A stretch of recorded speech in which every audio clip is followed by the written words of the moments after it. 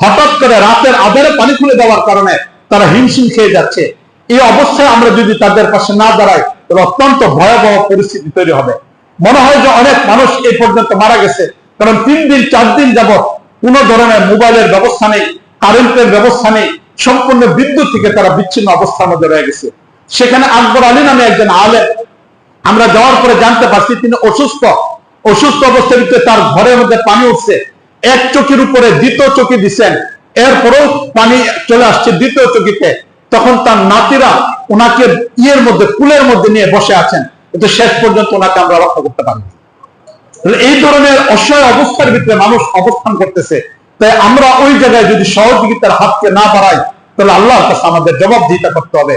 এই জন্য মুআজ্জাজ হাজরিন, এই সহযোগিতাটা এখন খুব দ্রুতগতি প্রয়োজন।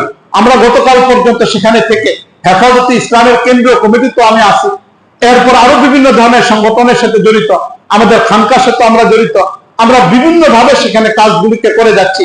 এই অবস্থার ভিতরে আমরা যেহেতু সার্বিকভাবে সেখানে কাজ করে যাচ্ছি, গতকাল পর্যন্ত প্রায় 400 থেকে 500-র মতো আমরা ট্রলারের ব্যবস্থা বিভিন্ন সংস্থা বিভিন্ন সংগঠনের মাধ্যমে হয়েছে। এখন আলহামদুলিল্লাহ আজকে মনে হয় উদ্ধারের কাজটা সম্পূর্ণ আমরা শেষ করতে পারবো।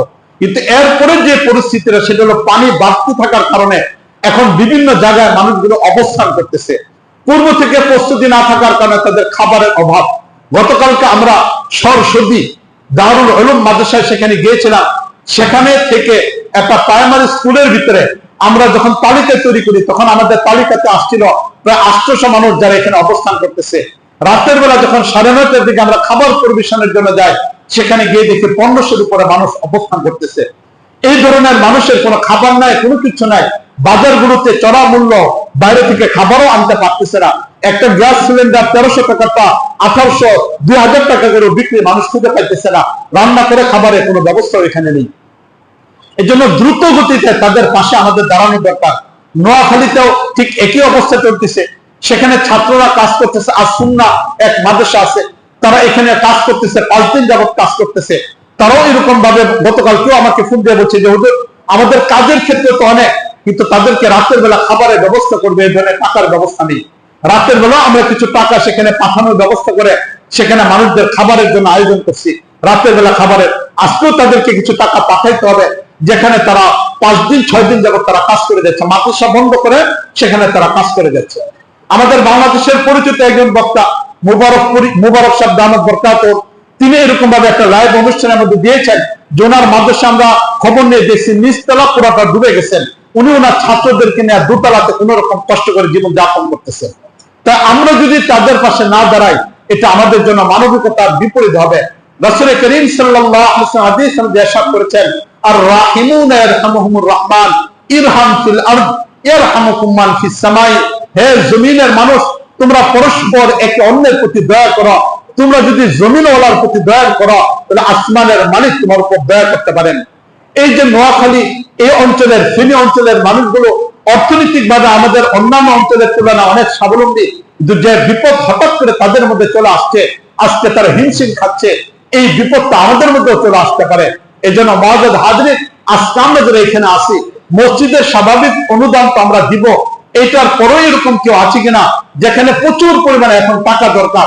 আলহামদুলিল্লাহ গত 3-4 সপ্তাহ আগে যখন বন্যা চলতেছিল এমন অবস্থা আমরা একটু বলেছিলাম, বলার পর আলহামদুলিল্লাহ তখন আমাদের সম্ভবত কত পড়ছিল জানি না, 38,000 টাকা আমাদের কাছে ফান্ডে জমা আছে।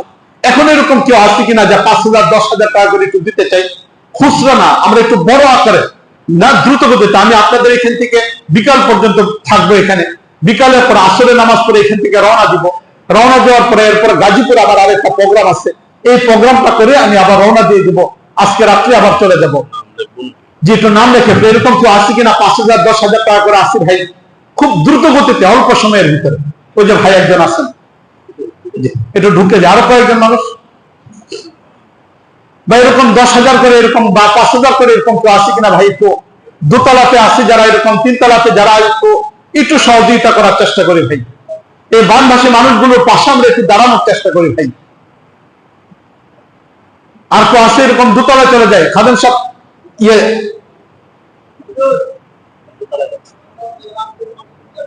আব্দুল মজিদ ভাই যে 5,000 টাকা ভাই, আর কেউ আছে এরকম?